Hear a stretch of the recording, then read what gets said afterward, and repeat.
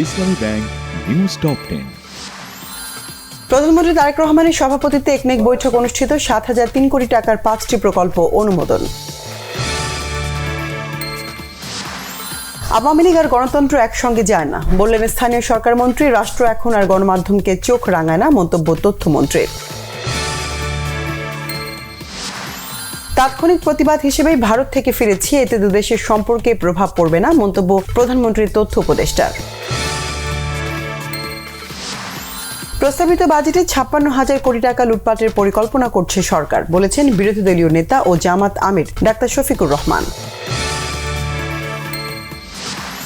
মগবাজারের আদ্দিন হাসপাতালে লাইসেন্স বাতিল হয়েছে, অন্য শাখা চলতে বাধা নেই, বলেছেন স্বাস্থ্যমন্ত্রী সর্দার মোহাম্মদ শাখাওয়াত হোসেন।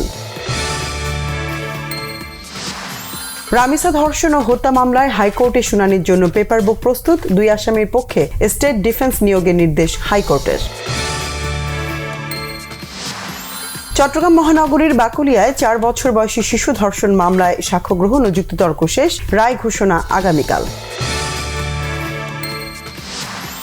চাঁপাইনবাবগঞ্জ সীমান্তে এক নারীকে বাংলাদেশে পুশিনের চেষ্টা রুখে দিয়েছে বিজিবি। পুশিনে বিএসএফকে সহায়তার অভিযোগে ৭ বাংলাদেশিকে পুলিশের সোপর্দ। যুদ্ধবন্ধের নয়া চুক্তিতে পারমাণবিক অস্ত্র না রাখতে রাজি ইরান, জানিয়েছেন মার্কিন প্রেসিডেন্ট ডোনাল্ড ট্রাম্প। বিশ্বকাপে আজ শুরু আই গ্রুপের লড়াই। প্রথম দিনে হট ফেভারিট দুবারের চ্যাম্পিয়ন ফ্রান্সের মুখোমুখি আফ্রিকান তেরিঙ্গা লায়ন্স সেনেগাল।